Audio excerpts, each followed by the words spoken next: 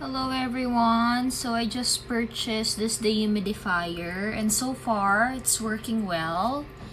A while ago, yung humidity niya is close around 30 no, I'm sorry.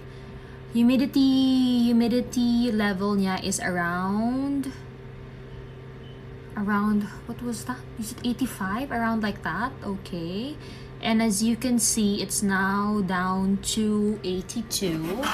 And you can see that it's really working kasi what do you call this? Wait lang po. Wait lang po. Ay, sorry.